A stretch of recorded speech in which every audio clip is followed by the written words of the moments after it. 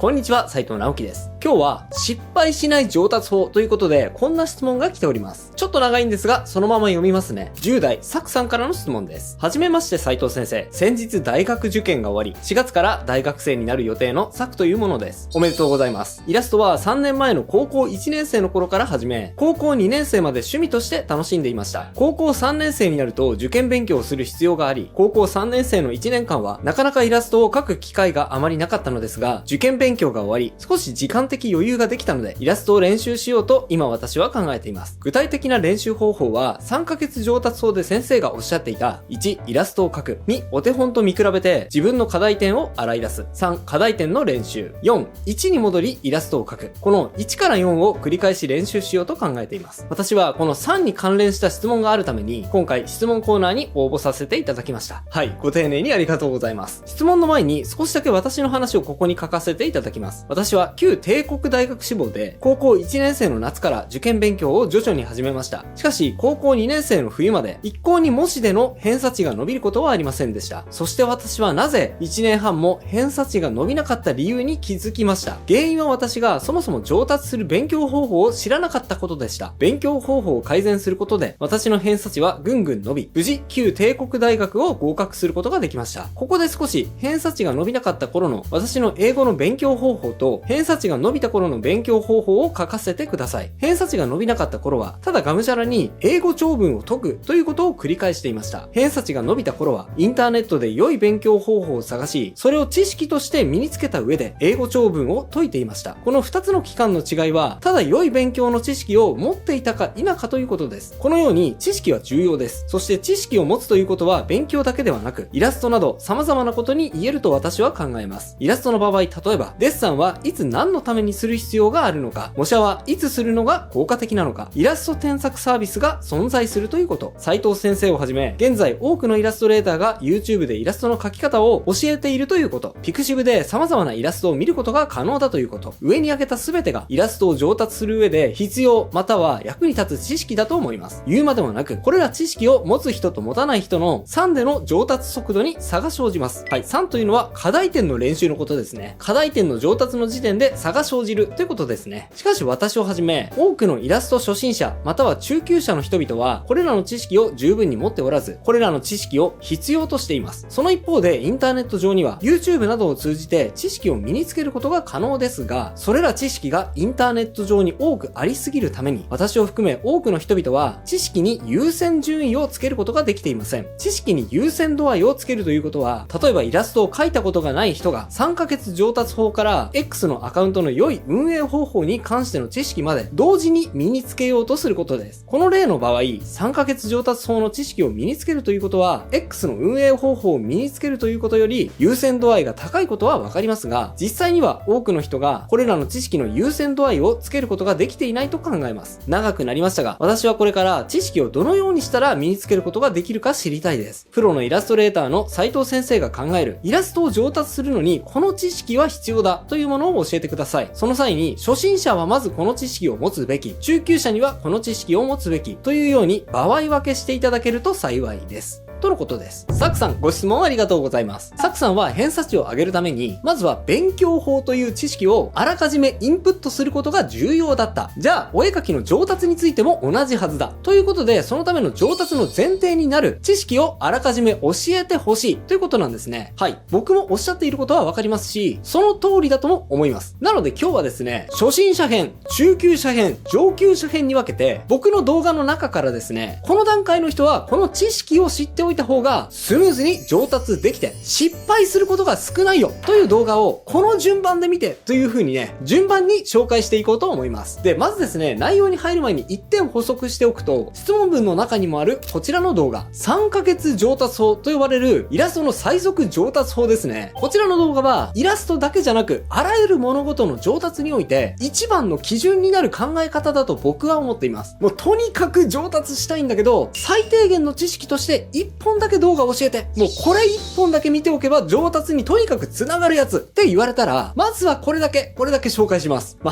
ードなやり方なのでね、これをそのままできるかどうかは別として、上達するってどういうことなの？どういう手順で取り組めばいいの？という上達のための下地を知っていただける動画になっておりますので、上達のための動画をまずは1本教えてっていう人はですね、とにかくこちらの動画を見てください。それと今日紹介する動画は、すべて概要欄にね、初心者編、中級者編、上級者編に分けて、プレイリストを置いておきますので、そこから辿って見てみてくださいね。さあ、それでは失敗しないための上達講座、行ってみましょう。初心者が持つべき知識。まず、初心者に知っておいてほしい知識について語っている動画を紹介しますね。僕が一番最初に絵を描き始めたばかりの人にこれ見てほしいって思う動画がこちらです。即上達。絵がうまく描けないのはこれができていないからです。絵を描き始めたばかりの人は、まずは画材もデジタル環境もないと思うんですが、何がなくてもね、紙と鉛筆さえあればできるのがこちらの上達法です。なぜ下手な絵に見えてしまうのか、その原因は何なのか、それをどうやって避ければうまい絵に見せることができるのか、それを最低限の知識だけでね、効率的にお伝えしたのがこの動画になります。小学生がよく使っている練り消しの使い方や、あとは最後にね、あなたの絵を見た人の印象を一段階ぐぐっと引き上げる方法までお伝えしているので、まずは一本この動画を見てみてください。はい。そして初心者に次に見てほしい動画はこちらです。線画確実にうまく描く方法を教えちゃいます。絵を描く手順は最初の動画で学びましたので、それを使って少しね、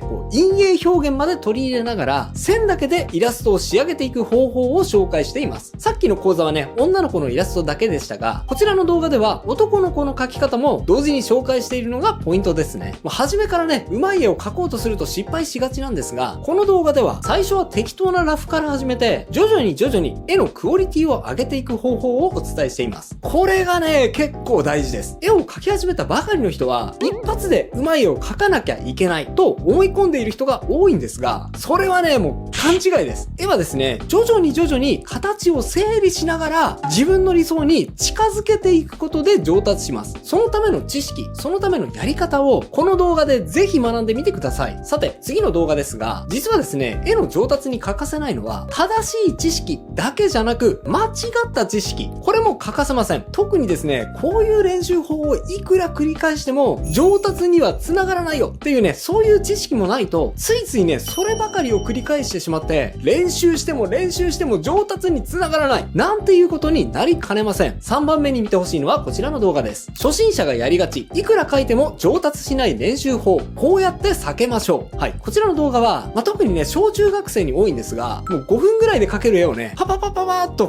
ノートに書いて、で、次々とページを増やしていくような練習。これしている人とても多いです。で、そういう人は、そういう簡単な絵をどんどん増やして、ノートを積み重ねていってですね、でも、これだけ練習したんですよ。ほら、このノートの量を見てって自慢してくる人結構多いんですが、それ、残念ながらほとんど練習になってません。はい、なぜそれが上達につながらないのか、どうやったら上達につながるのかを、ラーメン作りに例えて、わかりやすく解説している動画です。あとですね、これも合わせて紹介しちゃいます。絵が下手になるダメな練習法。はい、こちらも同じくですね、いまいち上達につながらない練習法なんですが、さっきの動画よりも幅広い意味でね、ダメな練習方法についてお伝えしていますので、こちらも合わせてチェックしていただけると、上達しないってどういうことなのっていうのが大枠で理解できて、上達につながらない行動を上手に避けられると思います。で、初心者におすすめな動画、最後です。やってない下手な線の描き方。はい、こちらはですね、線の描き方についてお伝えした動画なんですが、さっきの線の描き方が楽の線の描き方だとしたら、こっちの線はね、清書をするための線の描き方、それを紹介している動画ですね。この動画の面白いところはですね、こういう描き方をすると下手に見えるよという描き方をまずは一旦紹介しておいて、じゃあその逆をすればうまく見えるじゃんということで、正しいやり方と間違ったやり方、セットでお伝えしている点です。この動画を最後に見ていただければ、最初に学んだ絵をブラッシュアップしていくやり方と相乗効果を発揮させることができ、素早く確実に中級者に向けてステップアップしていただけると思います。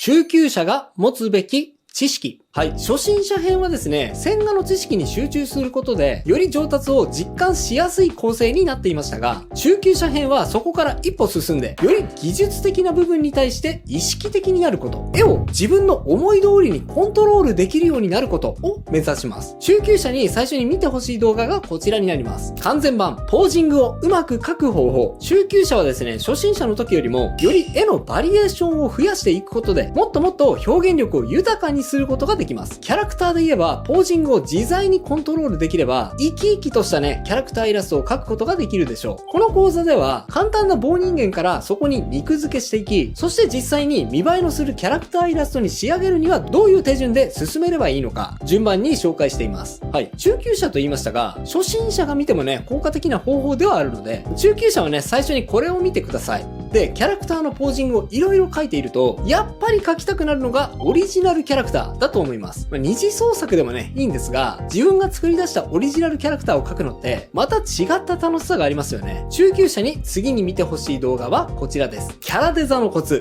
はい。まんまですね。はい。こちらの動画はですね、その名の通りキャラクターデザインをしていく上で、どのような手順で進めていけば、よりいい感じのキャラクターを作り出すことができるのか、そのやり方を紹介しています。自分に発注書を書くという考え方や、ミニキャラからまずは最初にデザインするといったやり方。また、シルエットに気を配ることで、より印象的なキャラクターを生み出す方法まで解説した動画になっております。さあ、そして3番目に見てほしい動画。サクサクいきますね。ポーズ、デザインときて、次に意識してほしいのは構図です。構図の上達のためには、こちらの動画を見て知識を蓄えてください。ネガティブシェイプを知らない？それ相当まずいですよ。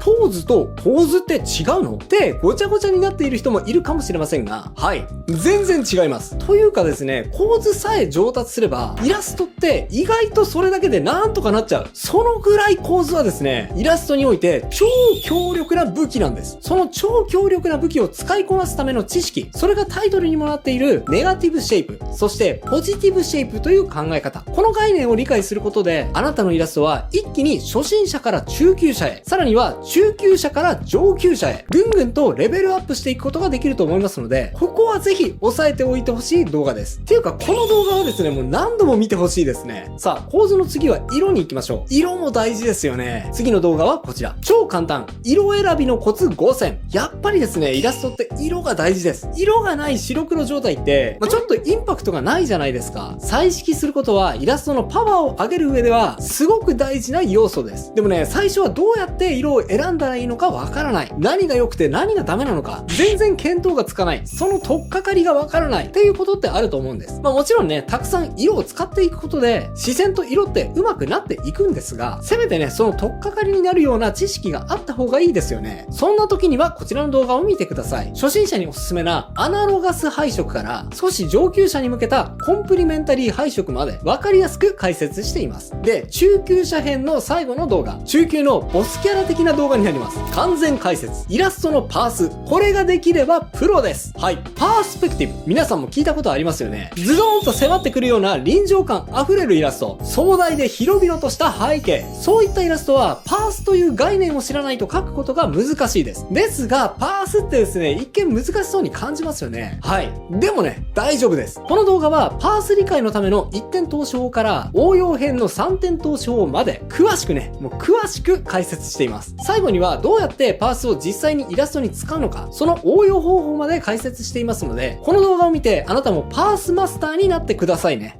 上級者が持つべき知識。さあ、上級者向けの講座はですね、あなたのイラストが人にどう思われるのか、そしてどう思わせたいのか、そういった人々の目線にまで意識を向けるという結構ね、高度なことをやっていきます。イラストって情報伝達です。いえ、情報伝達というよりも、あなたの感情を人に伝える感情伝達ツールと言ってもいいかもしれません。あなたの感情をあなたが思っているままに相手に伝えることができれば、見ている人はあなたの感情をそのまま受け取って、うわ、素敵、この絵いい、そうやって心を動かしてくれるはずです。これがね、できるようになれば、あなたはイラストにおいて初心者でも中級者でもありません。胸を張って上級者ということができると思います。そのための知識を得られる動画、ご紹介していきますね。上級編の最初の動画はこちらです。完全解説。いいねされる絵作りの考え方。見た人を〇〇に連れていく。はい、もうですね、ものすごく高度なこと言ってます、これ。おそらく1回では理解解できない内容になっていると思います。上級者も上級者向けですね。ですが、いいねがなかなかもらえない。誰にも理解してもらえない。というのは、つまるところ、あなたが絵を届けるべき相手の気持ちに寄り添えていないことを意味しています。それを改善するための方法は、この動画で語られている絵を見てくれる人を A 地点から B 地点に連れていくという考え方を基礎にする必要があります。もしね、あなたが絵を通して感情をもっと人に伝えたいと思ったら、この動画を最初に見てください。きっと役に立つ知識を得られるはずです。さあ、次です。次に見てほしい2番目の動画はこれ。初心者必見。知ってる？デフォルメのやり方は3つあります。はい。初心者編と言ってますが、これは上級者編ですね。実際。特にね、日本人は自然とデフォルメのイラストを描いていると思いますが、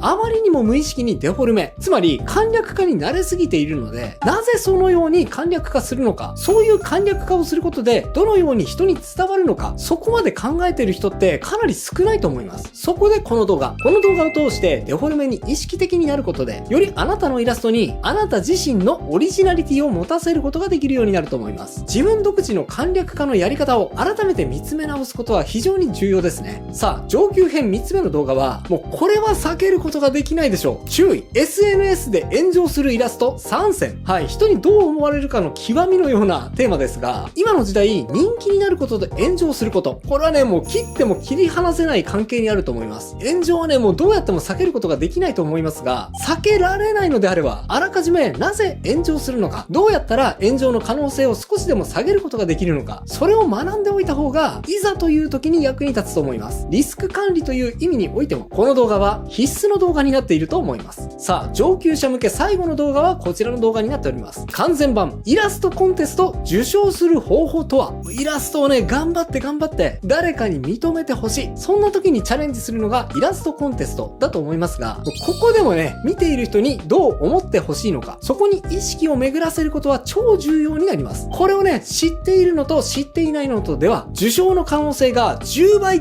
うと言っても過言ではないでしょう。そのポイントについて詳しく紹介した動画になります。最後にね、こちらもぜひチェックしてみてくださいね。といったところでいかがだったでしょうか。今回は失敗しない上達法ということで、初心者編、中級者編、上級者編に分けて見るべき動画を順番にお伝えしてきました。今回紹介した動画はすべて概要欄にプレイリストとして貼っておきましたので、そちらからぜひチェックしてみてください。それと、初心者から中級者に向けて超効果的な上達法を詳しくまとめた15本プラスおまけ動画1本の動画講座、1ヶ月で絵が上手くなる動画も Vimeo にて発売中です。こちらの動画はいつものね、YouTube 動画よりも長い尺でゆっくりと細部にわたって詳しく解説した動画になっておりますので、もう絶対上達したい、知識を完全に自分のものにしたいっていう人におすすめです。日本語版だけじゃなくてね、英語版をはじめ多言語字幕に対応しておりますので、ぜひこちらもチェックしてみてくださいね。それではまた次回の動画でお会いしましょう。